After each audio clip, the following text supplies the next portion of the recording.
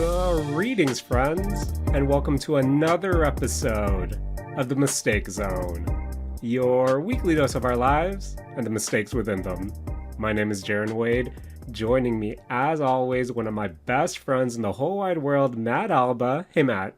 Yo. How are you doing? Yo, I'm feeling bad. Matt, that's not great, and I feel like I haven't done this in quite some time. Matt, I'll be honest, I'm not even sure the last time I was on a Mistake Zone episode, but I come here in solidarity because I too, Matt, am not feeling great because we got to... Matt, I want to wish you, on the day of our recording, apparently a happy National Ice Cream Day, because today a lot of ice cream adjacent establishments had some deals on ice cream. Damn. Yeah, various deals, various BOGOs, various, just cheap vanilla cones. And Matt, let me just say this. I might have indulged in some ice cream today. Man. Let's just say at my age, I shouldn't be indulging in that much dairy. And my tummy might be rumbling right now as we record this episode. But Matt... Damn, Jaren, I'm sad I missed out on ice cream day. Matt, are you really sad, or would that amplify what you're feeling right now if you partook? I mean, maybe I just be feeling what I feel now for a bad reason. Because, Jaren, I think before this recording, I just ate way too much watermelon. Matt, I've eaten so much watermelon this week. If I was actually thinking about it this week while eating watermelon, Matt, is watermelon a top 3 fruit for you? Ooh, I don't know. I think it might be. Okay, Jaren, when you're ranking something on a tier list, are you ranking it based on its best version or its like average version? That's actually also a good point. But when I go on to my tier list, I think I personally like to think more positive because, Matt, when I have good watermelon, it's really good watermelon. Like right out the fridge, it's chilled. That makes me feel real good. And I think it's up there. But I guess you're right. There are levels to this. Stop me if you've heard that before. But if we're going at their very best, I think very best and on average, I think watermelon is on both those tier lists. Top 3 for me personally. Matt, if we're going by peer at its best, what would you say your top 3 fruits are? Ooh, I think at their very best, I think for sure clementines is on there for me. I'm trying to think about what else at its best. I think grapes are going to be up there for me. I don't know if it's at top 3. Same for watermelon. I think watermelon is for sure top 5, but I don't know if it's top 3. But I can't really, think about what's going into that top 3. Because I think watermelon for me, of the fruits that I really like, has the biggest swing to like be, or biggest potential to be bad. That's fair. Because Matt, I know I was going to save this for next week, maybe just because we might have a jammed packed episode, but I was watching this week's episode of The Summer Hakura Died, and they partook in some watermelon, but they partook in some warm watermelon. We're talking no, I wouldn't even say room temperature because Yoshike, he walked that over to Hakuro's house, so that's going to be some hotter than I would like watermelon. And that, you're right. Watermelon on my tier list has to be pretty cold, sitting in the fridge for a few good hours. So, but if I was thinking very best, I'm thinking all, just everything is right. All the conditions are met. I'm going watermelon, I'm going orange mango, and I'm going clementines. Just those 3 I can destroy. I can destroy a bowl of top watermelon. I can destroy, you slice them up. I don't know, maybe 5 yellow or orange mangoes and clementines. Don't even get me started, Matt. Don't get me started. But honestly, they all have to be pretty... Matt, I think I just like cold fruit in general. Same. I think warm fruit is just bad. When I think grapes have to be cold, strawberries I prefer cold, cherries I prefer cold, blueberries prefer cold. Anything I prefer cold. Yes. I think cherries I don't have a temperature preference actually now that I'm thinking about it. But cherries I have memories of eating warm cherries, but I prefer them to be pretty cold right out the fridge. But Matt, if we're talking pure function, I think my favorite fruit, if we're just perfect conditions not met, I think bananas are up there. Yeah, banana is like, Jared, banana's the perfect like function fruit. I feel like on a given day, I'll probably eat like 2 bananas, whether on their own or in a smoothie shake concoction. Yeah. Where I think bananas are really versatile, and if I'm just thinking king of fruit, I'll have my top 3 preference, perfect condition. But if I'm thinking king of fruit, it's the bananas. If I had to be really honest. Jared, I love buying bananas, eating them for a couple days and then forgetting about the rest of them and then making banana bread. You have to, Matt. I might have to make some banana bread this week. Classic. Just going to be honest. Just going to be honest. But Matt, speaking about bananas, I want to take this time to issue a formal apology. Okay. To the King of Swing, Donkey Kong. Because Matt, okay. I debated not mentioning it this week, but since we are a video game adjacent podcast and we should probably attempt the SEO, new game came out the other day in Donkey Kong Bananza. Something that we've been really excited for here on the Mistake Zone ever since we saw that Nintendo Direct. I went out, bought a Switch 2, was playing Mario Kart for a bit, and then I thought, man, I'm really looking forward to that Donkey Kong Bonanza. Matt, I prepared. Because I went out, I bought a screen protector for my Switch. I also bought, Matt, I can't find my Nintendo Switch, my original Nintendo Switch Pro controller. So saw there was a bit of a sale, so I bought a 8-bit Do Ultimate 2 controller that also works on your Switch, and I just like me a good 8-bit Do controller. So I got the hardware down. Matt saw that the Donkey Kong and Pauline amiibo was cheaper than I thought amiibos go for, so I picked one of those up as well. When I'm bad at with money, and I want to unlock that Mario Odyssey costume for Pauline earlier than I can, but I digress. So Matt, I'm prepared. I'm prepared to play Donkey Kong Bonanza this week and tell you about Donkey Kong Bonanza on this week's episode of The Mistake Zone. Oh, man. Matt, I want to formally apologize to Donkey Kong. Okay. Because, one, Matt, as Rakush mentioned on last week's episode, I might be in the process of moving right now. And I don't have a good place to really hook up my Switch 2 and play it comfortably. Because, Matt, I feel like for Donkey Kong, the King of Swing, you need to be playing on a good setup. I see. Icky playing a game of this caliber on handheld mode. But, Matt, I had a few opportunities to maybe clear out some space, set up my Switch 2 and play some Donkey Kong Bonanza. But as we'll get to probably on the later half of this episode, Matt, it's the Gachapocalypse once again. As you might have known from our Discord conversations this week, I might have been crashing out over a certain horse game and re-rolling when I probably shouldn't have, but I did. And for that reason, Matt, I come to you to this week's Mistake Zone, having only played 8 minutes of handheld Donkey Kong Bonanza. Jared, I guess spoilers for the first 8 minutes of Donkey Kong Bonanza. Jared, do you have Pauline within the first 8 minutes of Donkey Kong Bonanza? Oh, man. Within the first 10 minutes of Donkey Kong Bonanza, Matt, have we said Donkey Kong Bonanza enough to get all our SEO purposes out of the way? I don't know, Jaren. I think we should keep, formally saying Donkey Kong Bonanza to make sure that it's really, really picked up that we are saying Donkey Kong Bonanza. I feel that for the algorithm, Matt. So, Matt, in the first 10 minutes of Donkey Kong Bonanza, you get 3 bananas, which are your shines, your moons, your star equivalent collectibles.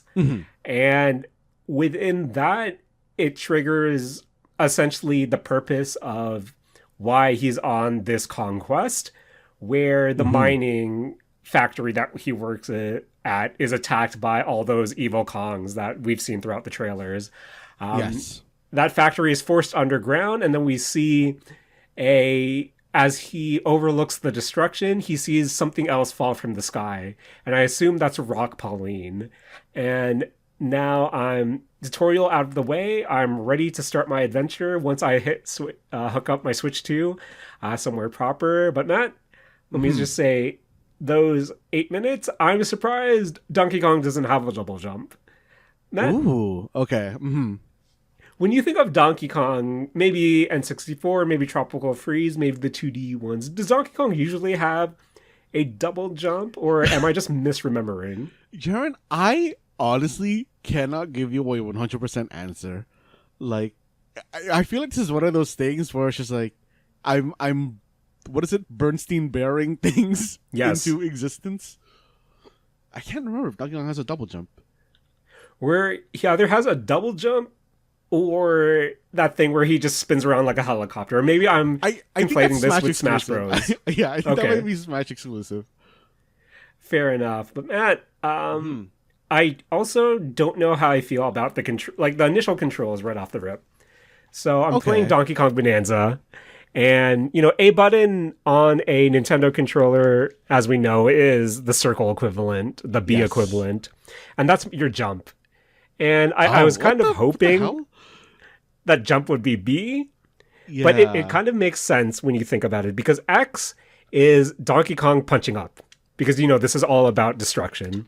Y is punching forward, and then BX, A on whatever controller you're doing, that's essentially your downward motion. So if you jump up and then you press B in the air, you'll do your ground pound. And then, our trigger pulls up the rocks that you throw. Our bumper is like a clap that lets you collect collectible. It's like kind of a vacuum that lets you group collect everything around you, which is kind of neat. But for some reason, I would have preferred jump to be B, but we all know how Nintendo's. Yeah, that feels legal. Where now Matt, it's been a minute since I played Mario Odyssey. Now, I should probably go back just to see how it runs on this Switch 2. Matt, I'm also kind of scared because, in the process of moving, I don't know where all my Switch games are. I see. So we'll figure that out. But at least in those first 10 minutes, I think, Matt, the level of destruction is also giving me some tummy rumblies, other than the dairy in my stomach right now. Just because, how within limits, everything around you is destructible. Eventually, the first thing I did was just hit the ground as far as I could, and eventually you'll get to a layer of bedrock that you can't break through for, level purposes.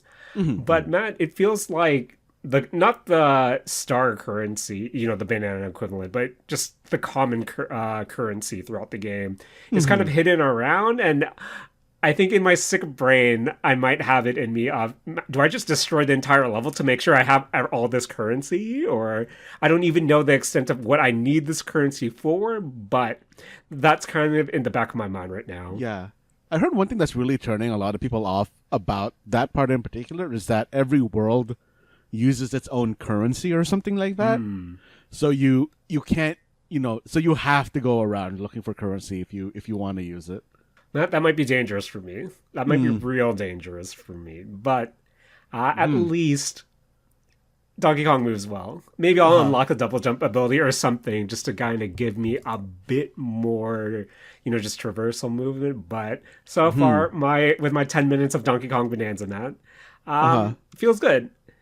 And I know I went against my word, and I did, for the sake of this podcast, play 10 minutes on the Switch handheld. Matt, I do like how the Switch 2 feels, just kind of in handheld. And there's always that feeling of playing one of these bigger games, whether it be Donkey Kong on the Switch 2, Elden Ring on the Steam Deck, I just can't believe this is such a thing. I'm playing this caliber game on a handheld because I think about way back, I think it was around the second grade, and I was talking to, not second grade, kind of either maybe around grade five or something. Uh-huh. And I forget who I was talking to within elementary school, but we were talking about handheld gaming.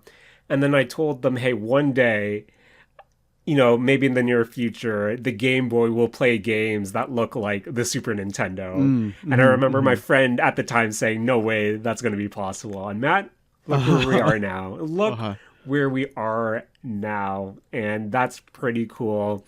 Just like the first 10 minutes of Donkey Kong Bonanza. But Matt, in addition to Donkey Kong Bonanza, there was another video game that came out recently, one that I've also talked about, during its lead up, once all the different news, mini kind of concerns from the community have come about. And of course, I'm talking about a fan favorite of mine growing up. Mm-hmm. But Matt, Tony Hawk's Pro Skater 3+4, the new Tony Hawk I want to say this is more so a remake than a remaster, just for some of the reasons we talked to you about on the past. But this is essentially a reimagining in some ways of Tony Hawk's Pro Skater 3 and Tony Hawk's Pro Skater 4, with the caveat of, while Tony Hawk's Pro Skater 1 and 2, you could say were direct remasters of the game. It's not one-to-one with better graphics, but the gameplay core was there. These were the games, for the most part, as they were years and years ago. Might have been missing the Secret Skaters, but still looked really great. Where with Tony Hawk's 3 and 4, the reason I say this is more so a reimagining is that, as we discussed, this is, for the most part, the same Tony Hawk's Pro Skater 3 with just a few things tweaked here and there that we played back in the early 2000s. But with Tony Hawk's Pro Skater 4, the whole thing with that was, these were bigger levels with a more open world format. And that's not the case for this version of the game, where they applied the 2-minute timers to these levels, where you're no longer skating around in this open world, going up to different NPCs, accepting challenges and doing the different tasks. You have at least at its core, you have your 2-minute timer. You have a list of 10 goals that are, variations of the goals you would accept back in Tony Hawk's Pro Skater 4. And the game does have a mod menu where you can mod it to set the timer to 60 minutes instead of 2 minutes to give you this pseudo, not necessarily open world format, but just a bigger time limit for you just to free skate around, do the challenges at your own leisure. And once you complete all the goals in Tony Hawk's 3 and Tony Hawk 4, you'll unlock the pro goals, which are harder difficulty goals throughout all the levels. And that's where a few more of the different goals from Tony Hawk 4 kind of live on. So that was really the biggest change. And one where, when we look at the reception to the game, a lot of the fans who grew up have that fondness of Tony Hawk's Pro Skater 4, rightfully so, are disappointed that this isn't the faithful remake that they were hoping for, especially when you see what love and care went into Tony Hawk's Pro Skater 1+2. And then when you kind of dig deeper into the overall package itself, you can tell, and I think it's kind of been out there, that, Iron Galaxy, they're the ones who developed the game this time around, since Vicarious Visions was just turned into Blizzard Albany, I believe. But it does seem like it had a lower budget compared to the first, just because you kind of see all the different concessions, whether it be this isn't the full Tony Hawk's Pro Skater 4 remake, where the creative skater is essentially the same one that we saw out of 1+2, with a lot of different. There weren't many additions to the actual creative skater portion that I would hope for in a sequel. And I feel like this is some conspiracy theory on my part, Matt, and I apologize. A lot of Uh-huh. the brands I was kind of expecting to make their way into the game also aren't. And Oh. I think about how Skate, the free to play Skate is, still tentatively scheduled for sometime this year. And from all kind of the leaked screenshots that I have been floating around and some of the brands that are in those games, I wonder if it was a situation of, oh, if EA is paying the big bucks for their licensing now, maybe they're kind of priced out of Tony Hawk's Pro Skater 3 just because, or 3 and 4, because some of the skaters who are assigned to, let's say, Nikke, for example, while you might see the Nikke logo on their gear, you don't see the Nikke gear for your creative skater. I So see. I think that's also one of the things that is kind of weird where, you have brands that were in the 1+2 but that aren't here, so that's kind of a bit of a bummer in itself, just because, Matt, I'm trying to create a character that looks like me, not really hitting it off, and I don't know, I'm kind of just disappointed on the level of customization. Matt, no glasses. Oh, really? Yeah, there's no, like, I feel like with face gear, not a lot. You have your facial hair, you do have your face mask, but you don't have glasses. Oh. I think there are several pro skaters that have backwards caps in the game, but not. You can't turn your hat backwards for your creative skater. Not that I want to turn my hat backwards, but that was also kind of weird too. Where glasses is a big thing for me, Matt. But that was a big omission from 1+2, and just to see it not here in Yeah. 3 and 4, considering Bam Margera has sunglasses on his character too, that's kind of a bummer as well. Jaren, like a modern game that lets you customize your character and you can't have glasses seems like incorrect to me. I feel like that's almost Yes. as bad as, not allowing a character to have like facial hair or something. Yeah. Where I don't know. I feel like, especially in a game that is all about expression, it's how you want to play the game, Matt. You have all these mods to kind of tweak it. You can actually you won't be able to apply it to the leaderboards, but you can turn on perfect balance. You can turn on perfect manuals. So there is this level of letting you play the way you want to play. But at the same time, I just feel like the creative skater is lacking. But other than that, it was the same feeling I had when I first got my hands on 1 and 2. Muscle memory just isn't there right now. Last time I played Tony Hawk's 1 and 2 was a couple of years ago. So the first time around, it was me fumbling. But once it clicks, Matt, it feels good. This game still plays pretty well. The core of the Tony Hawk gameplay loop is definitely there, and I'm having a real good time. Which kind of brings me back to the disappointment that, Tony Hawk 4 fans might feel towards this package, just because, again, I can admit this isn't. To say this is Tony Hawk's Pro Skater 3 and 4 is a little disingenuous, where at its core, it really does feel like a Tony Hawk's Pro Skater 3 remake with a Tony Hawk's Pro Skater 4 map DLC pack. It's Tony Hawk 4 in name, but rather than, essence. But for someone who, I'll admit, man, I don't have that big affinity for Tony Hawk's Pro Skater 3 and more so Tony Hawk's Pro Skater 4, just because with 1 and 2, I played the heck out of those on the N64 and the PlayStation respectively. And then when it came to Tony Hawk 3, I didn't have a PS2 at the time.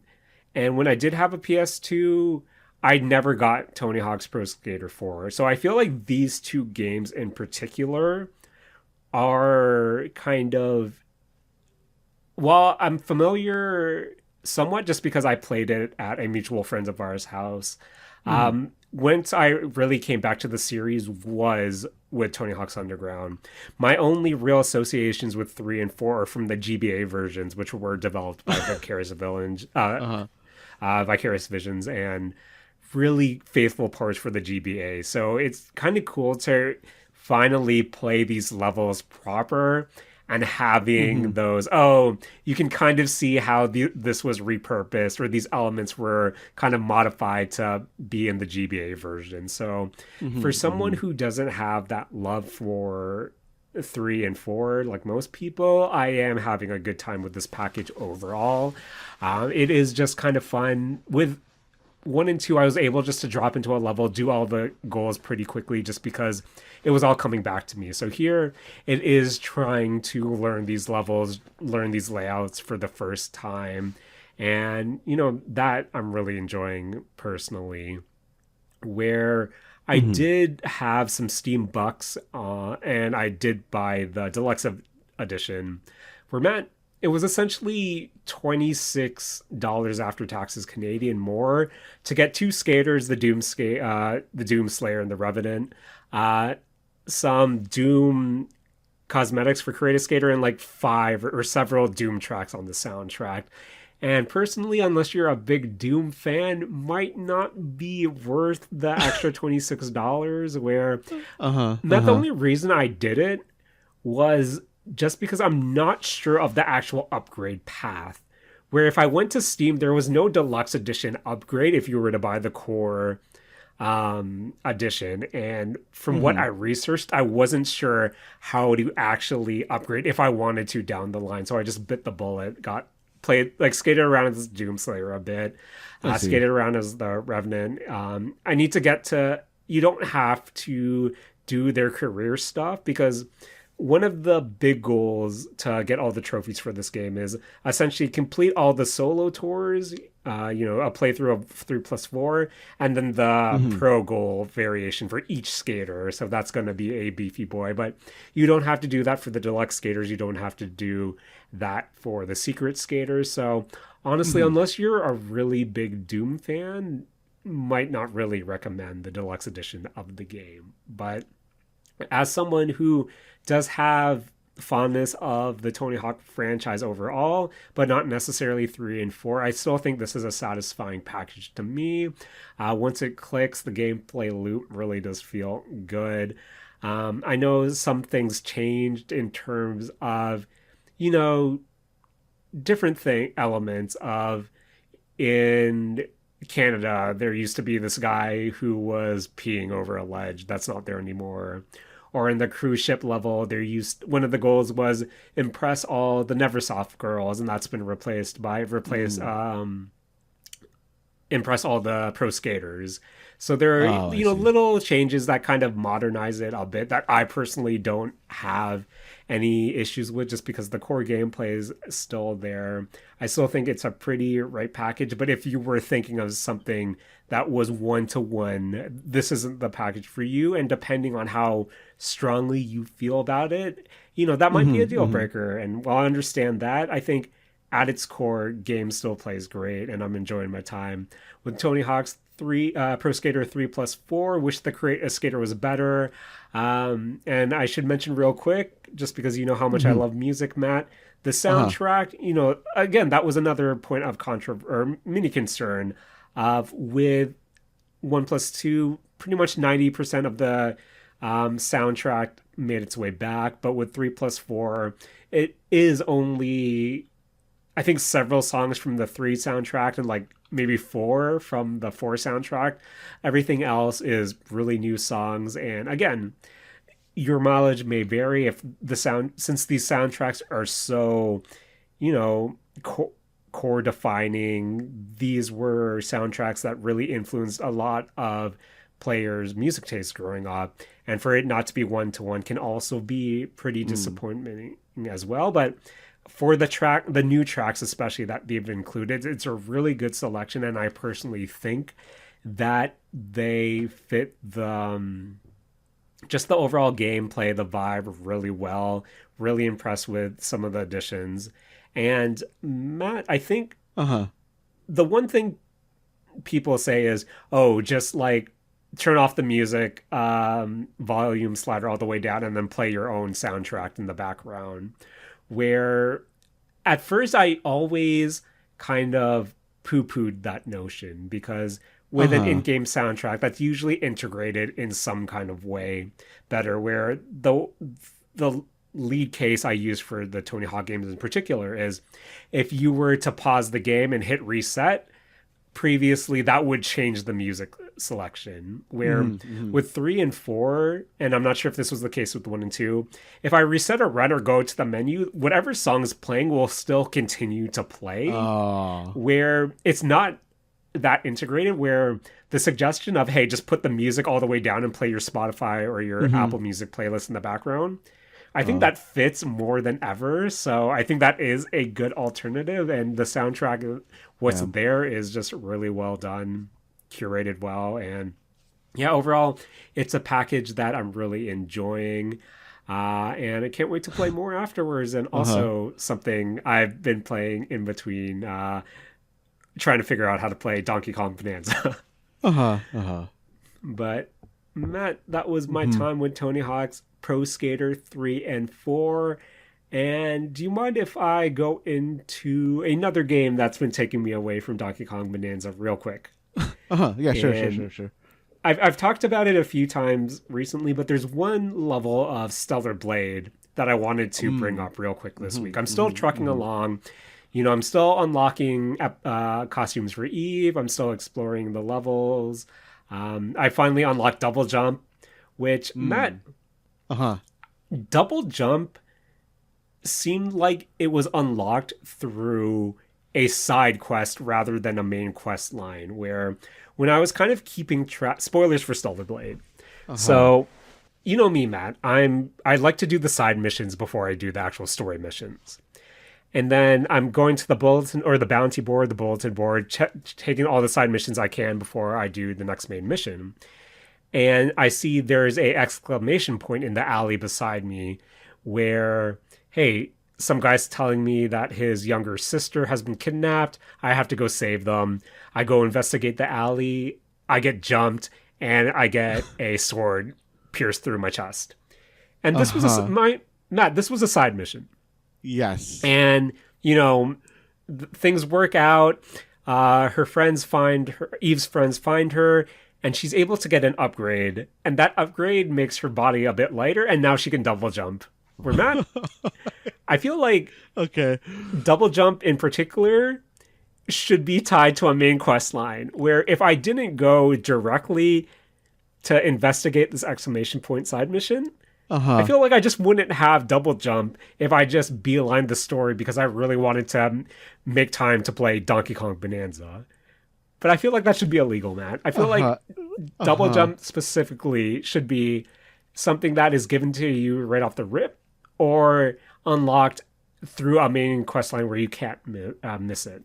Because some of the other side missions really need you to have double jump as well. But I digress. Matt, I think the fourth major story mission takes you to essentially this level, this dungeon called Altas Lavor. And the reason why I wanted to mention it to you is, Matt, Stellar Blade is this character action game. You know, there's Souls-like elements, you're doing flashy combos, but Matt, tell me if you've heard this before, or stop me if you've heard this before.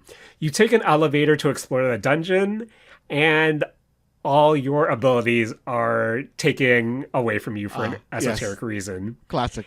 And then, but your companion drone still allows you to have a ranged attack. You're like your machine gun equivalent. So, Matt, what really impressed me about this dungeon is they essentially turned it into a pseudo survival horror game where you don't have your flashy parries, you don't have your combo systems. You're essentially just running around with your ranged weapon, ammo is scarce, and there are lots of instances where things are jump scaring you. Matt, tell me if you've seen this situation before in a survival horror adjacent game where you find yourself in a big lab and there's a bunch of different not test tubes, but those vats with monsters inside it. And as you're trying to figure out the puzzle of the area, if you screw up, those vats kind of break and you have to deal with the monsters coming to you. Classic. A lot of different survival horror beats where I was actually really impressed that in this character action game, it actually turned into a survival horror game, a pseudo survival horror game. And I kind of enjoyed that, where it's a good break from the parry action, and just to see it take on essentially another genre really impressed me. And then, once you finish up that level, you're on your way. You get all your abilities back. They all come back to you, and you're off to parry and pray once again. So yeah, the Stellar Blade Altas Lavor dungeon was something that I personally really enjoyed. Matt, where gotta ask you, do you recall recently, or just in your memory in general, where a game that you were playing kind of subverts a genre, just for a side mission or just a portion that really left an impression on you? Yeah, you heard it was Expedition 33 when it turned into to Jump King, and I hated it. Oh, man. Did you ever end up finishing those puzzles? Did you ever go back? I never went back. I got to the end, I could easily get to those dungeons, or not dungeons, I guess, but like, those portions, and I'm like, nah, no, fuck that. I'm just gonna let my Game Pass lapse instead. Fair enough, man. But...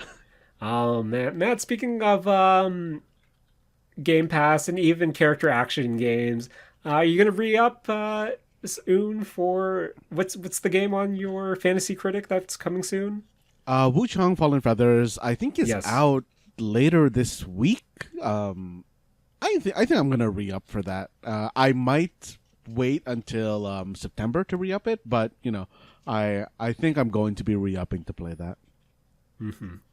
I didn't realize that game was coming out so soon, or maybe I'm just not paying attention.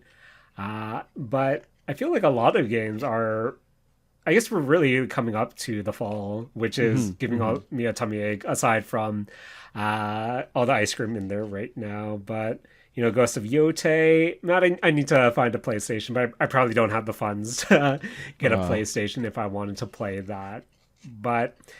kind of while we're Stellar Blade adjacent, I said it in the top of the hour, Matt, but the Gachapocalypse happened once again for us. Mm-hmm. And speaking of Stellar Blade and Shift Up, Nikke's summer event is running right now, Matt, where we have some new limited units. We have a new summer event, which, Matt, I'm having a lot of fun with. Essentially, this summer event co-stars the character Aleg, I think it's Aleg, or Eleg, and she is obsessed with a game called Boom, where that's their play on Doom, and that I feel like with her running gag throughout Nikke is she's so into this game and she's really tech savvy. She just installs Doom or Boom onto anything she can get her hands on that has some sort of electrical screen element on it. Where, Matt, she is one of the limited swimsuit, of course, units of this event. And essentially her bathing suit has a screen on it of sort, or like a fabric that let her install Boom on it, which I thought was a nice touch. But Matt, this whole event revolves around them investigating a ship who might have some sort of some survivors on it, because even though it's been abandoned for years, it seems to have electricity still running on it. And our Nikke commander and a bunch of select Nikke go investigate on it, and it, not surprised, it turns out the ship is haunted, and her weapon is a machine gun, but it's really it's based off of, or reflects, essentially a proton pack or a Luigi's Mansion vacuum, and a portion of the story is her sucking up ghosts into this vacuum. And classic. Hilarity ensues, but I think one thing that had the Nikke community in a tizzy was the second. It's the limited unit that's running right now. Dorothy, the summertime variant of Dorothy. And Dorothy is a pilgrim. And to break it down real quick, Matt, is all the Nikke in the game are divided into essentially 4 or 5 different manufacturers. Pilgrims are your elite, essentially. Nikkes who aren't really tied to a specific manufacturer. They're their own brand. Essentially, on the surface, they wander around, while all the Nikke manufacturers are in the arc. But the thing with Pilgrim is, Matt, they, opposed to all the different manufacturers, they have a 1% pull rate as opposed to the 2% pull rate. And then you factor in that Dorothy is a limited unit. Community wasn't too thrilled about that, Matt. Where I went in, I think I ended up rolling, let's say, 210 pulls, so 200 pulls in all. And I only got like one copy of Dorothy, which made me feel real bad. I know when you roll their limited banners, you do get a currency that lets you buy them outright as well. So I don't know. Rolling a 1% limited feels real bad, but that's the game we play, Matt.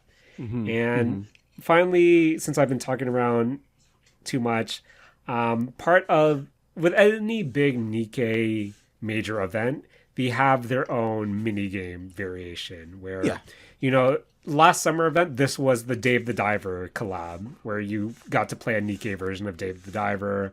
Some other mini games they've done before include their play on a Vampire Survivors game. We had a Metroidvania for the 2.5 anniversary. So, they go real big on these mini games. And Matt, for this time around, we finally have the Suika game variation. Of and course. This is a Suika game, but they have two active abilities that you can use. You have two abilities that you can use twice each per game. And Matt, I feel like these abilities add so much to the Suika game meta that I'm curious to see if they'll actually be incorporated in other spin-offs, because I really think that these are really cool. But Matt, the first ability is called Fill, where essentially they'll fill the board with water, letting all your whatever fruit or your Nikke heads in this case float up to the top and kind of combine that way. Where sometimes, Matt, if you have something on the bottom that you can't really get into, I feel like Fill if it allows them to float up, sometimes things click into place. I see. Will actually, kind of give you some space and help you out. But Matt, that's Fill. I think the biggest game changer is Shake, where, as the name suggests, is it just takes your board and shakes it up. And Matt, Shake is crazy. Where if you think you have a dead run, you just pop a Shake and all of a sudden like half your board clears. It's nuts. Man. Matt, what do you think of Fill and Shake in the Suika game meta? I mean, Shake sounds really, really interesting. I think I don't really get, like, does it bring anything that's at the bottom to the top, or does it just like... No, it essentially... Because you know how with the Suika game, everything falls to the bottom, and then sometimes there's cracks and everything. With Fill, everything kind of goes to the top, and anything in the bottom, depending on how it works, kind of shifts into those cracks. So it's something you kind of have to see in person to see how it works. I for the most part, it doesn't really do much in a late game, oh, my game's about to die situation. Sure, it might. I see. But Shake... When I did Shake for the first time, I thought, man, this should be illegal in a Suika game.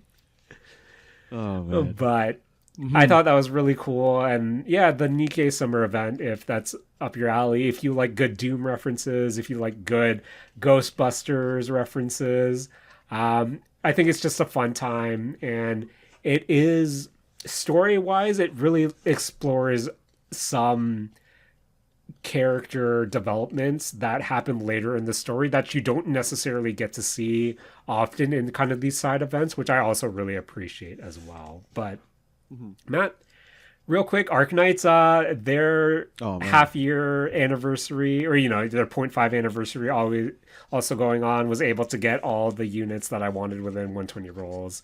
That's fun as well.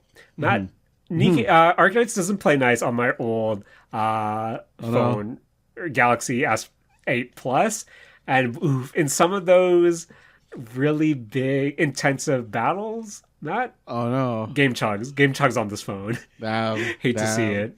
Hate it. But Matt, I want to thank you for letting me talk for 46 minutes for the most part. But hey, Jared, you've been gone for a while, so it's good to get you get everything out. Thank you, Matt. Gachapocalypse doesn't stop because Matt doesn't. A game that we both are very fond of, Zenless Zone Zero, also saw a new update this week. So Matt, how's your time in the zone? Jaren, I haven't been spending much time in the zone. But okay. I don't know, Jaren. I actually, I guess just like put things into perspective. The new thing for Zenless Zone Zero right now is that they have, I guess, released user. Actually, I don't think we've really extensively talked about Zenless Zone Zero since before 2.0 dropped. And even when 2.0 dropped, we didn't really go into it. And I think I guess to talk about it, one of the big things that came with 2.0 itself was the temple minigame, which I thought was going to be a lot more like, speaking of Arknights, the Arknights base type system. And while I think it does, take some things from there, Jaren, I don't like managing the temple. So yeah, for all our friends, real quick, this temple, it's essentially a loop of, hey, we can hire Bang Boos, send them out for, explorations. After a set amount of time, they come back with materials. We can use those materials to craft certain items, and then once we have those items crafted, we can sell them for currency, or we can use them for, NPC kind of side missions or requests that we can just give them directly for other rewards. And I think with 2.0, these were tied to unlockables, mainly cosmetics for Bell and Wise. And that, after I got all those collectibles, after I used the currency needed to get, the premium currency from some of the vendors, I stopped touching this, where I have no reason to do the temple stuff anymore. And I actually find it a big slog compared to the normal daily kind of loop of Zenless Zone Zero, where I feel like once you unlock all the cosmetics, there's no reason to really do it. But yeah, but that who cares about managing a temple? I mean, Jared, I care a little bit because I gotta get those. I feel obligated to have to get the stuff that you're getting from what's her face, Sweetie's store, where you're filling. Really, in the what did she give you? When you're giving NPCs the items, they give you the coin currency, and then you can use the coin currency on, I can't remember this dude's name, the robot dude. They have like a weekly rotating item shop that's just kind of like Denny's or not crafting mats, like leveling mats and stuff like that. Oh, I should probably do that, Matt. I haven't been doing that because I don't care enough anymore. Yeah, but overall, that temple's like very tedious to deal with. But overall, I do like the new area for the most part. I just miss Silk Street, Matt. I still find myself going back there. But we have a new character, Matt. Yes. Someone we both rolled on. I was lucky enough to get her within 30 rolls after I got... Matt, this was the first time I got a double S rank 10 pull. So I got Soldier 11, then my Pity reset, and then I got Yuzu like a few rolls right after within that 10 pull, which felt real good, Matt. So I can continue to save for Alice. But Matt, how did your Yuzu pulls go? I think they were about normal. I succeeded on my 50-50, but that was about, I believe, 80 pulls in, which I think is like, the tip of soft pity. Yeah, that's pretty normal. Yeah. But yeah, at least I didn't lose the 50-50. That's all that matters, Matt. That's all that matters. But Matt, the real question, Matt, how do I play her? Jaren, in the simple way, when you're not trying to be sweaty, you put her out, you press the EX button to tag the enemy with her special debuff, and then you make sure she has enough candies from basic attacking, like defensive assisting, and there's one other way to do it, I can't remember it, and ulting, to make sure that she keeps doing her aftershock attacks while you're playing as somebody else.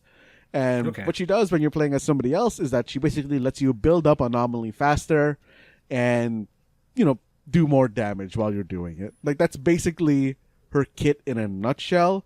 If you want to be sweaty about it, there's a lot more ways to optimize that. But I think that is not the type of podcast we are, nor the type of gamers that we are. Nope.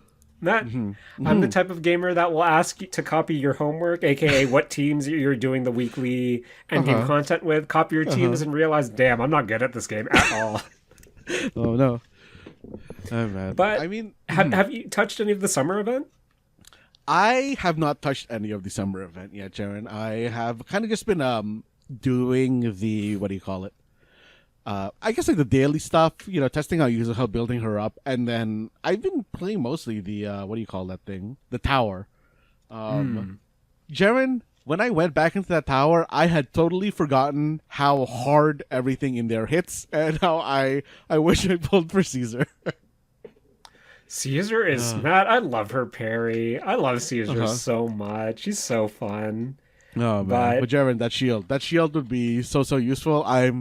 I'm hoping they're going to release a new support that handles the shield. I mean, Jaren, there's we like to talk about leaks a lot on about ZZZ on this podcast, and there's a lot of characters that are currently in the what do you call it? I guess like the Tumblr for to release soon. Potential shield users or just potential in general? I mean, I think okay. So they finally showed off a 3D model for one of the idols. I think Chinatsu, the blonde-haired girl. And I'm expecting at least one of those people to be a support character. And I really hope that they come with a shield. Because I feel like shields have like fallen out in ZZZ, and I'd like someone to bring it back. Is Caesar the only shield user in Zenless? No, I mean Seth can put a shield. I think Ben can put a shield on.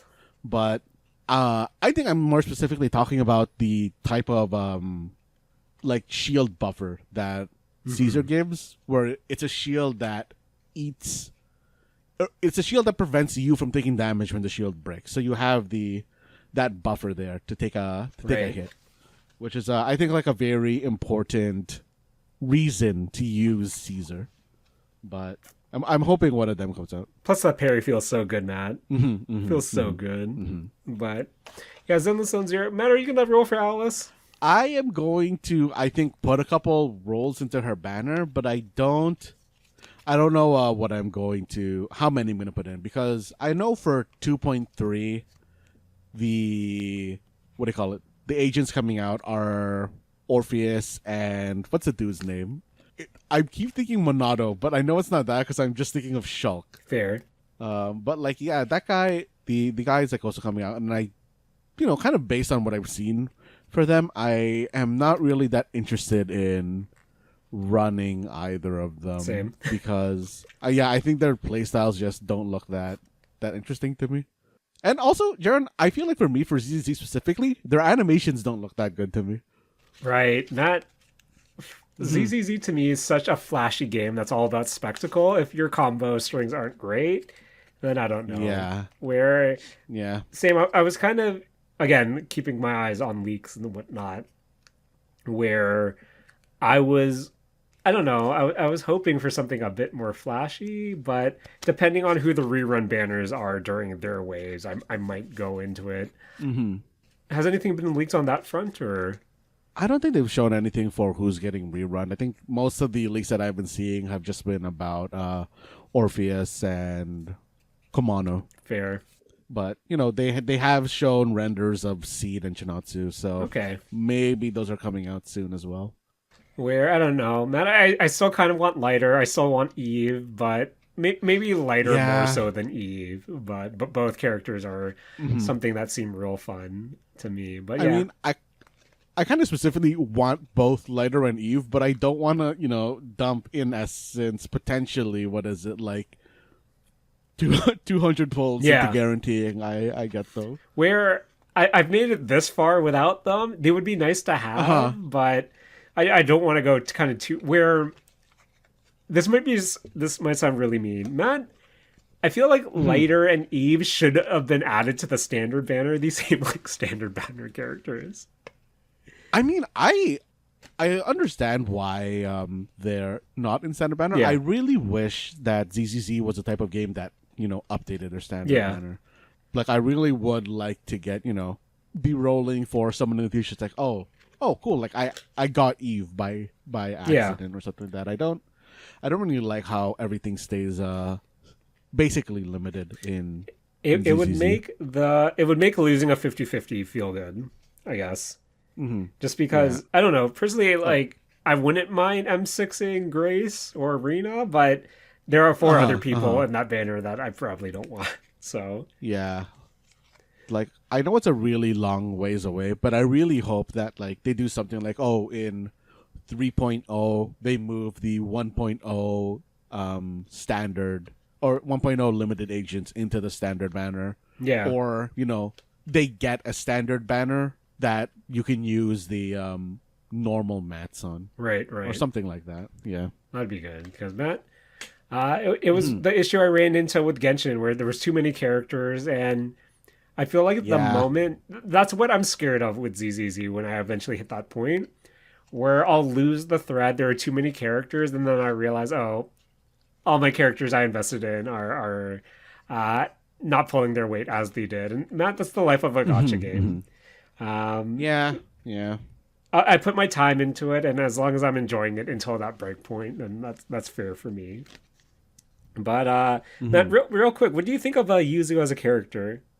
I mean, I like her from what I've seen so far. It is a very good brat type character, and I think that like Kusogaki energy is always very. It usually plays very well into my type of humor, and I don't know it.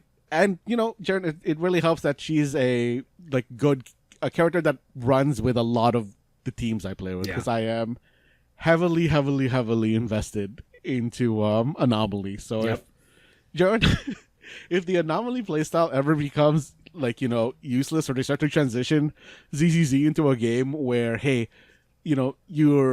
these are enemies that you fight with Anomaly, and these are enemies you fight with Rupture, and these are enemies you fight with I guess standard attackers, I think I'm gonna fall out of ZZZ. Big fair. But until then, Matt, we'll enjoy the ride. I'll enjoy the ride until then. But Matt, to close off our Gachapocalypse, a notable banner came out this week for Umamusume. And Matt, I was crashing out hard this week, where I was honestly debating when I realized instead of playing Donkey Kong Bananza, I was re-rolling for this one character, and I thought, Matt, I honestly don't know what I'm getting out of this game, and I still continue to play it on my Steam Deck, on my PC, when I should be playing real proper games. But Matt, how was yet another week with Umamusume? Jaren, I have partially been enjoying my time with Umamusume, and I think that I am going to be playing Umamusume for a lot longer, but this whole time I have been basically running 4 accounts, and I think I'm going to be winnowing down to 1 now. And because I don't like upkeeping all 4 accounts anymore, so I'm going to play my 1 proper account, and I'm going to crash out in the rest of these Kira-san Black rolls that are happening until I think August 1st is when her banner goes away. Where similar to you, I'm debating.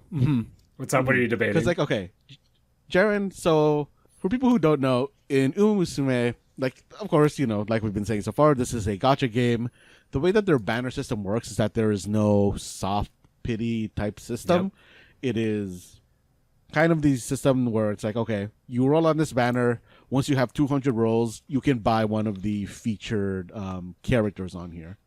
But until then, you have no guarantee at all for the featured banner characters. And Jaren, with the pulls that I've kind of, been pulling together, I am sitting right now at about 250 pulls on the banner. And I'm wondering if I can scrounge up, I don't know, like 150 more pulls without going broke. I mean, I know I can get 150 more pulls if I want to whale, but I want to see how many I can get. As someone who needs around 50 more pulls to kind of hit that first 200 pity, 150 seems insane to me. Yeah, 150 seems insane. I'm definitely not going to hit 150, but I'm like copiuming hard. But I honestly think that in 2 weeks you can hit the 50. Because, like, I think you can just get that from, watching cinematics mostly. You'll be able to get like a bunch there. They brought in Brand New Day, which is, giving a lot of just currency through the secondary daily as well, which is like pretty nice. And I think like 50 before the banner ends is a very doable thing. Where for me, I know I was crushing out, Matt, just because I had my original account, which I was able to get special week as a runner, a trainee, off my free pull, and then I was able to get like 2 fine motions, which were the meta ones you can, pull for. And then, I was able to get one of the god. So Matt, but I guess before we get into the weeds of it, what makes this character so sought after for why was everyone so excited about what's her name? Kitasan Black. Yeah, Kitasan. Yeah. So Kitasan Black, for the way that Umamusume works, what you're doing is like as a part of the gameplay loop, you create a deck of 6 cards, and these 6 cards are your supporters. Kitasan Black, in this instance, is one of these supporters. And the way that the game works is that these supporters can randomly show up in places where you are doing your training. And when you train with one of your supporters who, like I said, are going to show up there randomly, they are able to grow in level. And, once they hit a certain breakpoint, they are able to enhance your training to make it better. One of the things that's very good about Kitasan Black that makes her a meta card is that when you limit break Kitasan Black to at least limit break 3, she gains a stat called, or she has a stat already, but she massively increases the stat called Specialty Priority, which means that her specialty, which is speed, she will far, far, far more likely be in your speed training.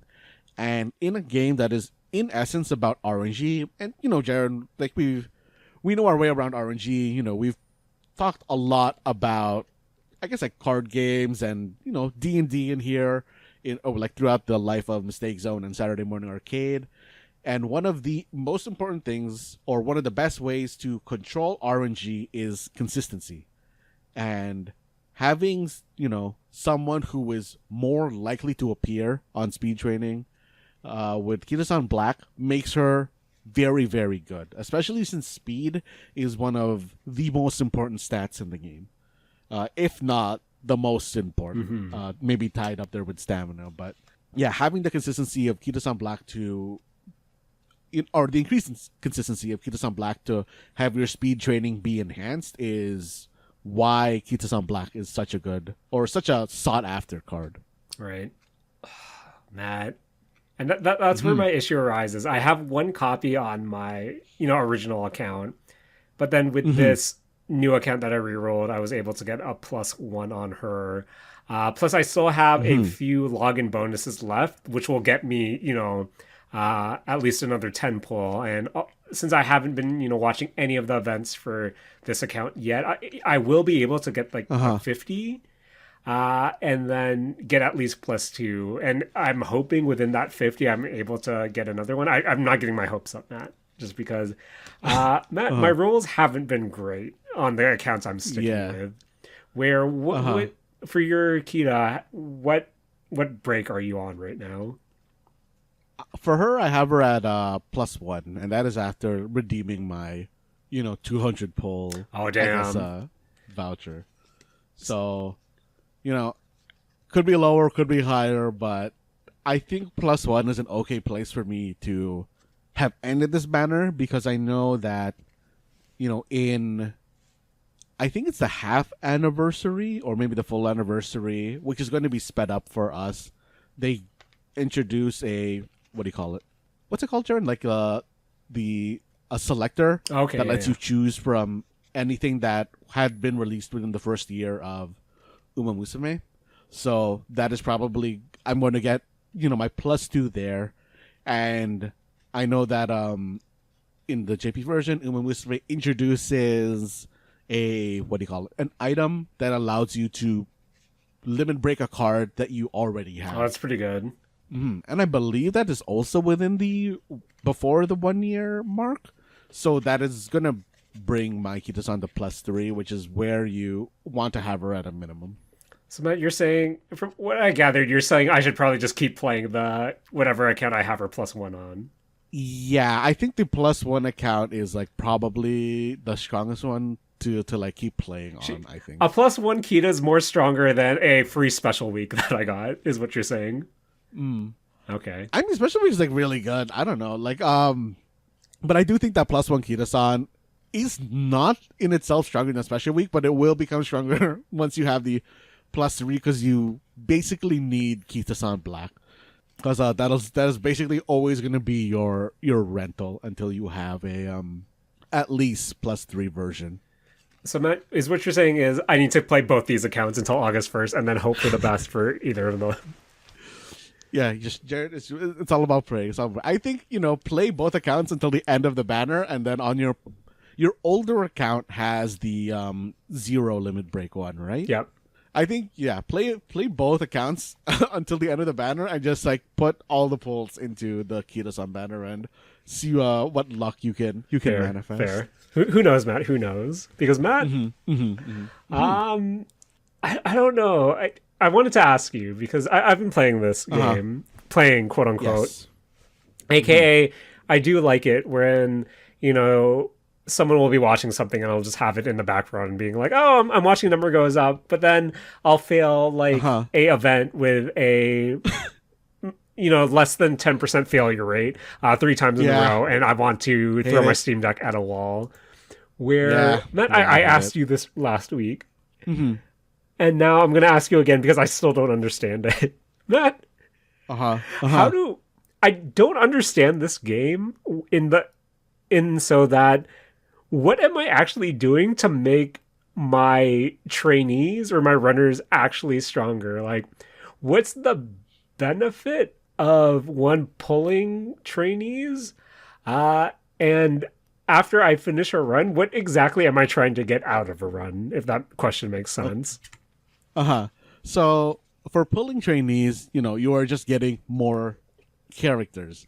Everybody has their own kind of stats, and everybody in itself, from what I understand, is like pretty viable to play as. The kind of important part is for getting more characters is doing the sort of like PvP, where you're building up your team trials team, and then eventually you're going to get your champions meetings teams.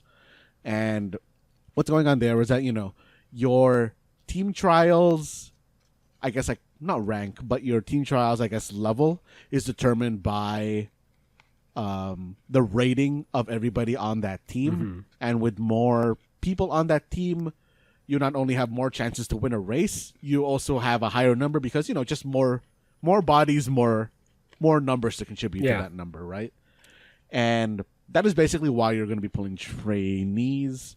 When you're done with the trainee, you are going into a whole ass another hill here, because once you finish training a trainee, going through their career, whether you are successful or not, you are going to have a legacy Umamusume who you can now use to Jerry, you're basically going into horse breeding at this point, because some Umamusume get along better with other Umamusume, and when you have Umamusume that get along with each other, you get more affinity between them, and the higher your affinity, the better your RNG with regards, or your chances for having them pass down really relevant skills to the Umamusume that you are currently training.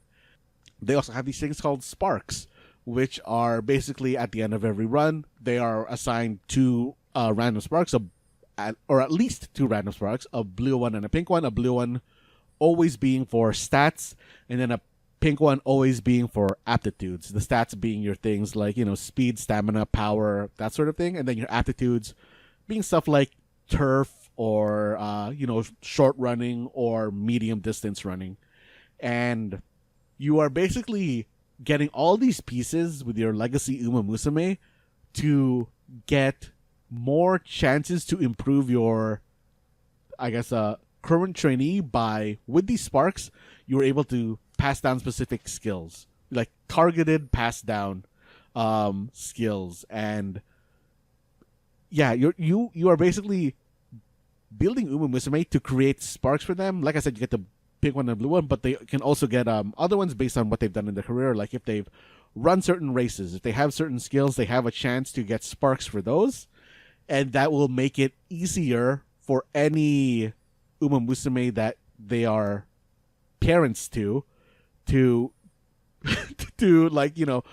buy those skills or get those skills. Fair. Because it'll make it cheaper for them to purchase.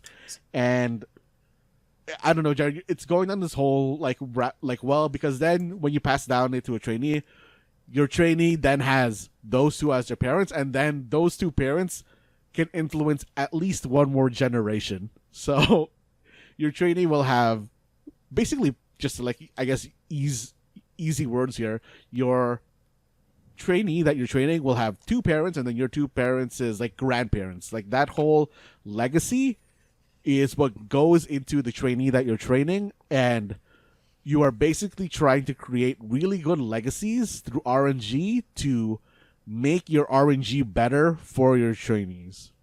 Matt, I feel like more icky than I did going into this now.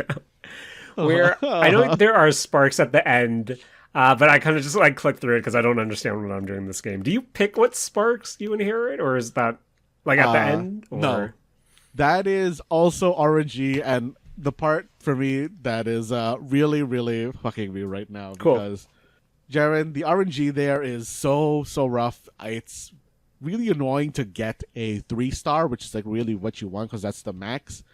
And I don't know, it's really really rough to try and get a good 3-star. Oh man, that feels bad, Matt. That feels real bad. I guess that's why my friend sent me a screenshot with 3-star speed spark. That's probably good, right, Matt? Yes, I think that is probably the third best spark you can have. Yeah, cool. I think the order is stamina and power are the best ones, and then a speed, and then you don't want at least right now you don't really want guts or wit. I think those become relevant later because I've heard that in the Japanese Umamusume those get patched to be better, which is when fine motion gets very very good. But those are, yeah, I've been farming for a power or a stamina because I don't know, I need to set that up because generally once you have the 3-star, you then have to you then have to get a second 3-star on somebody else, or what I've been doing is getting a guest 3-star, and then you have to create a trainee that has 9 stars where they have their own 3 and then each of their parents have 3. I hate this game, Matt. Matt. That's the goal. That's the goal. I think you're telling me that I should just pack it up while I can. Jared, stay for 2 weeks because what if we get a really really good account? That's true. Man, I should really install one account because I've been switching, going from my logging out from my Steam into the other account. I should just put one on my iPad and hope it does.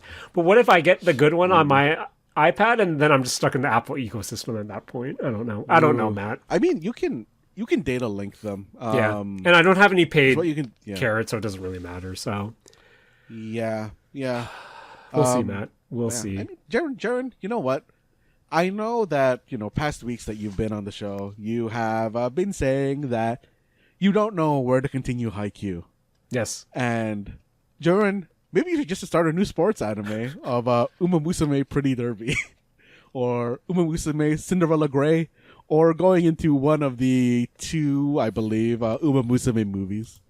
Because, Jaren, I've gone through all 3 seasons of Umamusume Pretty Derby, and this is a pretty good sports anime. It's like, it's a pretty fun sports anime. Where Matt, I honestly feel like that's what would save me from just, impulse uninstalling this game, because I was thinking, Matt, it's hard for me to uninstall Bang Dream Girls Band Party, even though I missed playing yesterday, so that throws off my login bonuses, which also feels bad. Because I watched the anime, I paid attention to the story early on, so I have the affinity for the characters there.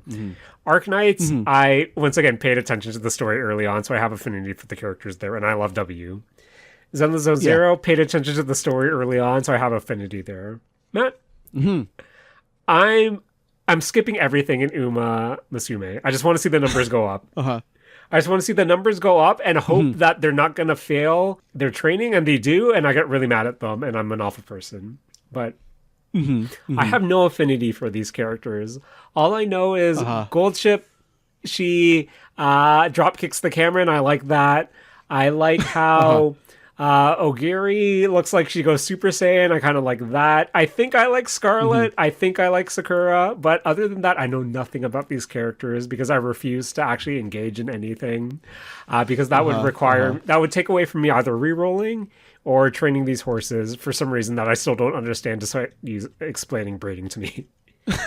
But I mean, if I watch the anime, Matt, and learn about these characters that way, maybe I'll keep playing this game. But I mean, Jared, there's so many entry points because for Pretty Derby, I think you do need to start at season 1. I think all of the seasons are pretty self-contained, but they are pretty referential to each other.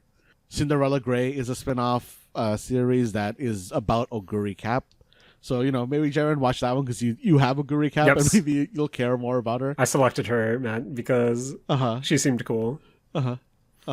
And I think both of the movies focus on their own Umamusume. I guess it does have references to the other Umamusume, but it does specifically focus on certain ones. So I think either of the movies or the starts of either of the series is probably a good point. There's 4 places you can go in, Jaren. 4 places you can go in that are all probably going to be a good time. Okay, Matt. Also, the animation in the movies is actually really, really wild. It's pretty good animation. That's what I was gonna ask you. So, Matt, how is it a good balance between slice of life and actual sports anime, or is it pretty lighthearted at the end of it?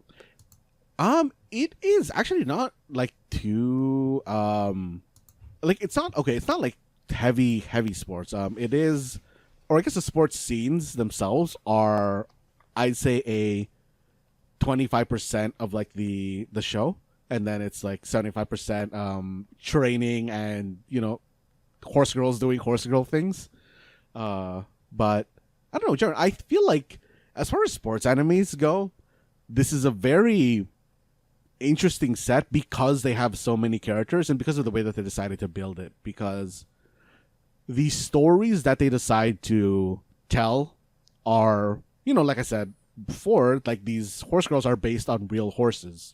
So in essence, the horses are, or the anime is, when they decide to pick a character, it is going to follow the actual story of that horse for the most part. So they are kind of there's a lot less, I feel, plot armor there. They are picking, I guess, important horses, or horses that were relevant to, I guess, the Japanese horse racing scene. So they do usually have a good ending, but I think everything in the middle is pretty up for grabs, as far as I've seen, because there's since there's so many horses, your main character horses are going to kind of have that standard sports anime kind of groove of, hey, just training up and becoming the best and winning whatever race. But they introduce a lot of other horses on kind of the side as the B plots of a lot of the episodes, or long running storylines of the series. And I don't know. There's like some interesting storylines there. Okay. Because like, like I feel like in a lot of sports anime, you do have the hey, like these two are rivals, or passing the torch down from like one generation to the other. But when I think back to what I've seen in the series, like I feel like this is probably one of the first times in a sports anime I've seen the concept of like being a heel, or the concept of like aging out, I guess, or like being past your prime, and then kind of like pushing past that, because like they don't need to. They have so many horse stories that they can, or so many not horse stories, so many like character stories that they can tell, that they have space to like, I think, give these less common tropes, I guess, like time to breathe within the series. You're actually selling me on it a lot more than I thought I would be, Matt. Especially if they're going down these different routes, because Matt, as someone who once again is skipping everything, it seems like all these girls are friends because I'm training with everyone and also racing against everyone. But there doesn't seem to be any. Then again, I'm not reading any story. I'm just trying to get my sweet carrots, my sweet premium currency, so I can roll again. But Matt, there seems to be some meat on these bones, and maybe I'll check those out. But Jaren, I don't know if you like came across this particular story. I feel like it's been like all across like Umamusume's subreddit, but I feel like we should put it here as well, just for people who aren't following it. With the rise of Umamusume, there was a Japanese website that allows you to send kind of like quality grass to horses. And Haru Urara crashed that site because, so many people really liked her story that they basically gave it the hug of death in terms of websites, and the site crashed because they're sending too much food to this horse. Amazing. Matt, that makes me feel good. Matt, so the two trainee banners right now, girl with glasses and like those other Super Saiyan looking ones, I have a free trainee coupon. Should I drop them for that sweet 1% chance on these banners? I think it's like I think it's worth doing. I don't actually know what the upcoming banners are, but I know that I think it's like Biwa Hayahide, Tokai Teo, and Majoro McQueen right now. Those are all like very solid characters. Biwa Hayahide was in the OVA, and then season 2 focuses on both Tokai Teo and Majoro McQueen. Plus that first girl has glasses, and as we know, glasses are really versatile unless you're in the Tony Hawk's 3+4. They don't exist there, apparently. Jaren, all the characters have kind of like a running gag with them, and the running gag for Biwa Hayahide is that she loves hair care so much that she kind of poops out her hair, and it makes her have like, I guess because of how big her hair is, she has a big head, and she's very subconscious about that. And I don't know, it's a good running goof. Same. I feel that. Horse girl, I feel that. Matt, Jaren, what's up? Jaren, I love that point in like, when you get into a new property and you just have a whole ass list of names that you just know now. Yep. And you're like, oh, cool. There was so much space in my brain to learn the names of these anime horse girls that I could have devoted to something actually useful. But now I just know that these anime horse girls exist. Matt, you could use that for evil, but you're using it for the mistake zone, and I appreciate that from you. I appreciate that from you. Man. But any closing thoughts for at least this weekly check-in for Umamusume? I don't know what to say other than what I've already said, but like, roll what you want. I think Umamusume is actually, if you're not going to go hard on PvP, like if you're not trying to be like if you're not going to go like, pay to win on Umamusume, you should be pulling for the Umas that you like, because all the Umas are very viable, and, you can get them those sweet wins as, more and more, scenarios come out in the Umamusume game. And I don't know, Matt, there's just something about cheering for your horse girl and seeing her get the W, but then also seeing her get real sad and then getting real mad at her for failing a training event 3 times in a row, and those could be some sweet RNG points that you need. Oh, man. Jaren, what's up? when you're picking stuff specifically, because I guess I don't know if you are aware of this, or if listeners are aware of this. When you fail a training, like in a lot of other situations, you're given two dialogue choices. The upper one is like set. I think it's you always lose 15 energy and 1 mood. And then the bottom one is like, oh, they don't lose any mood or energy. But then the other side is like it can RNG into they lose like 2 mood and like 50 energy. And how do you usually play it, Jaren? Do you Matt, go I don't know consistent, or do you roll the dice?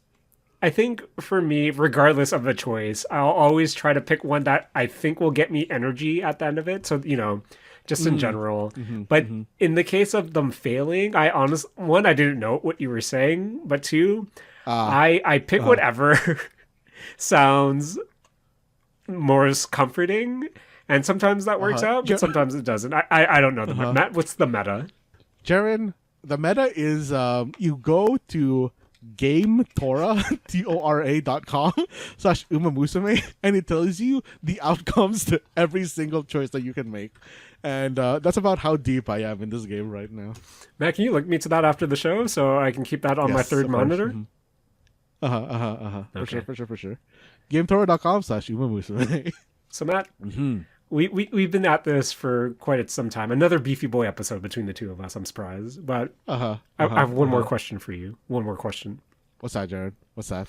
So Pokemon TCG Pocket. Yes. Of course. I've been running there's a bunch of boosters in this game, and I've been specifically targeting the Shining Revelry booster. That's where the shiny Pokemon was introduced.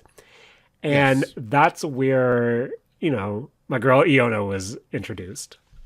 And my whole goal for this was I was going to get Iono, or at least enough pack points, which is, 1,250 pack points, which is essentially you opening 250 packs overall.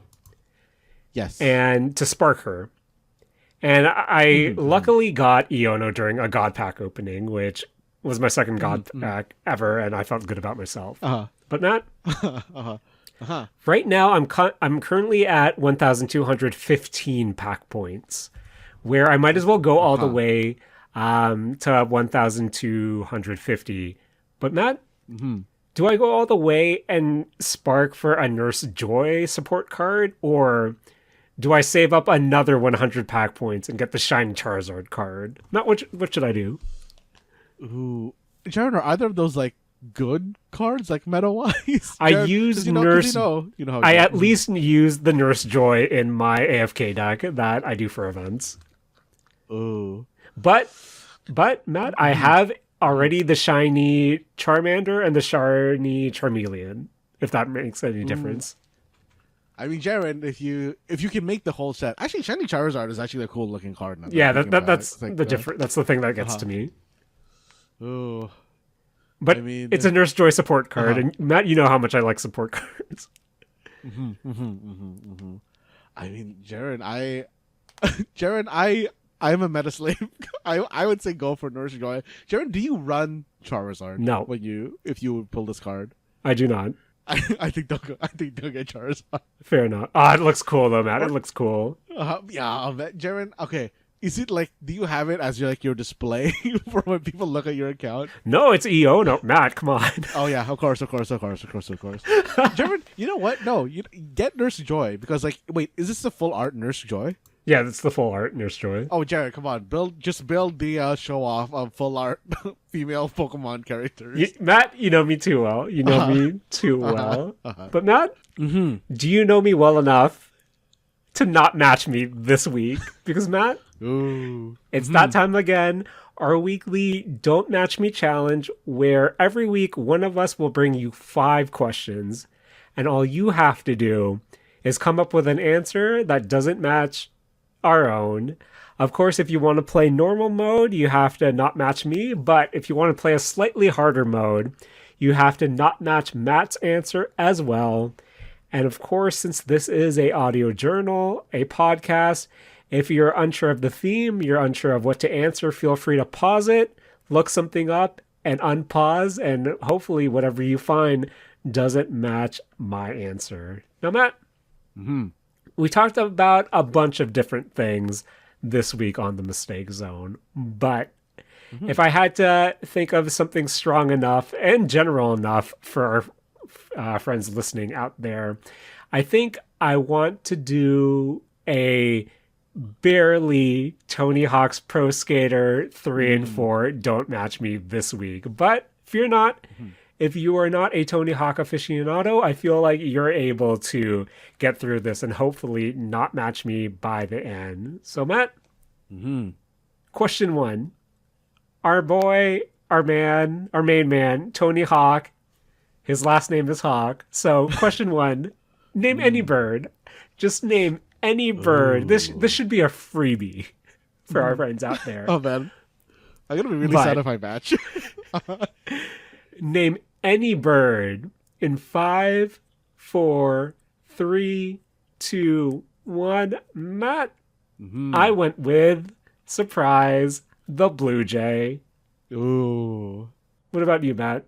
Jaren, I also have to, sort of match, or not sort of match, sort of rep, I guess, Canada, and I went with the Canadian goose. Ooh. Good answer, Matt. Good answer. And hopefully that's an answer our friends didn't come up with. But, Matt, one of my favorite old school Tony Hawk decks was one of his skateboards had a equation on it that had toe plus knee plus Hawk on it. Where Matt, simple for question 2. Name any toe on your feet. Okay. Okay. So 10 choices, or maybe less. Who knows? That way. I see. Yep. But just name any toe on your foot or either of your feet. But in 5, 4, 3, 2, 1, Matt. If you said left big toe, you're out. Matt, what did you say? I went with the left pinky toe. Ooh. I was spooked, Jared. I was spooked. Spooked. Big spook. Hopefully our friends made it through. Because, Matt, I'll be honest. Even though that should be a 1 in 10, let's be honest, that's pretty much a 1 in 4, because I don't know what the other toes are called other than middle toe, index toe, and ring toe, I guess. Yeah, I just used the finger names for them. Hopefully that worked out. But Matt, going back to our toe plus knee equation, we're going to go to a knee. Matt, I have a historic relationship with my left knee in particular. But when I think about knee, I think about things that you can either wear on it or around it. But Matt, this might be something that you have to think on. In some cases, this would be the last question I would ask. But for number 3, name anything that you can wear or wrap around your knee. Name any piece of clothing, equipment, anything in particular that you can wear or wrap around your knee. So in 5, 4, 3, 2, 1, Matt. If you or a friend said, I'll be specific here, just because it's question 3. But if you specifically said compression sleeve, you're out. Ooh. Jared, I think I'm close in the knee management field here, because I went with, I think, it's not knee specific, but you can put it on your knee. I went with kinesiology tape. Ooh, that's a good one, Matt. That's a good one. Where, Matt? Yeah, I went with the compression sleeve. I've been known to wear one, Matt. But if you said knee pad, if you said knee brace, if you said bandage, you're good. You're good. As long as you didn't say what we said. Jared, I don't know why. I forgot about the feeling of scraped knees until you said the bandage. Oh, yeah. Bandage would have been a good answer as well. Manage would be a good answer. But Matt? Mm-hmm. So we have Tony Hawk's Pro Skater 3 plus 4. 3 plus 4 equals 7. Matt and friends, name any of the 7 dwarves. Ooh. Oh, man. I'm trying to, like, think of the dwarf names. Yep. So, boys, we're doing some math here, but name any of the 7 dwarves. So, in 5, 4, 3, 2, 1, Matt. Mm-hmm. If you said bashful, you're out. Ooh. Ooh. Jaren, I'm glad I forgot about that guy because I said sneezy. Oh, that's a good one, Matt. That's a good one. Mm-hmm. Mm-hmm. Man, Matt. I'm looking at the 7 right now. We got Happy, Yes. we have Doc, we have Grumpy, we have Dopey, we have Bashful, Sleepy, and Sneezy. I think off the top of my dome, I'll be honest, I only knew Bashful and Sleepy. And Grumpy, I guess. I forgot about Bashful. I think Doc, Dopey, and Sneezy are the ones I first think about. Or those are the first ones that popped into my head. I feel like I forgot about Doc because why is Doc there? And even Bashful, in a way. Those names don't have the Y ending. I mean, I feel like I only remember Doc because it has like Red Ranger energy of like, I always consider Doc the leader. Maybe just because he's first, but yeah. Fair enough. But Matt, I guess since I did do a barely Tony Hawk's Pro Skater 3 and 4 Don't Match Me challenge, for the final question, Matt, I want you and our friends to name any pro skater in Tony Hawk's Pro Skater 3 plus 4. So name any pro skater in Tony Hawk's Pro Skater 3 plus 4. So name any pro skater in Tony Hawk's Pro Skater 3 plus 4 in 5, 4, 3, 2, 1. Come on. If you said Tony Hawk, come on. You're out. Classic. Oh, man. How about you, Matt? Jaren, I had to look up a list to make sure that this skater's in there. I went with Rune Glifberg. Good answer. Matt, how do you feel about Michelangelo of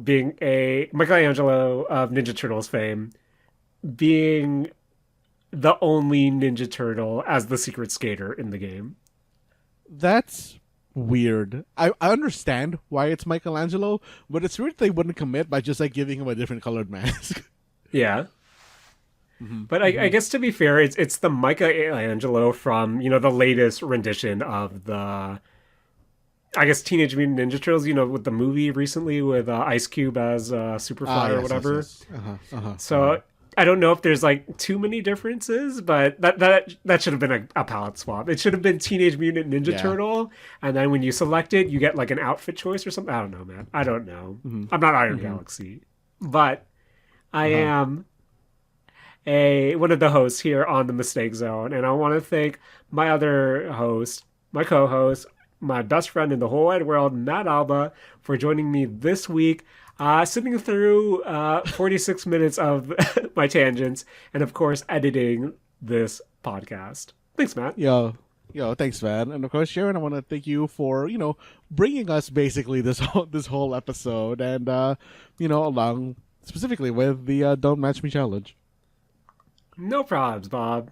Matt. So, Matt, I want to thank my girl Oguri and Sakura, and Matt. I think I like Matt. Should I like Scarlet? I kind of like Scarlet. I think I like Scarlet. Yeah, I like vodka more than Scarlet. Fair enough. So Matt, you're saying I should watch the anime so I can have a proper, so I have proper thoughts of all of these horse girls. Is what you're saying? I think you should. Okay. So Matt, I want to thank Yuzuha. I want to thank Oleg. I want to thank Boom. I want to thank Eve from Stellar Blade. Matt, I want to thank Tony. And I want to thank Hawks. I also want to thank Donkey Kong and Pauline. I apologize. Next week, Matt. Next week, I'll regale you and Ragoosh the joys of Donkey Kong Bananza. But man, until then, please take it away. This has been Mistake Zone, and we're all out of currency for gachapos. Hopefully not, Matt. We still have till August 1st.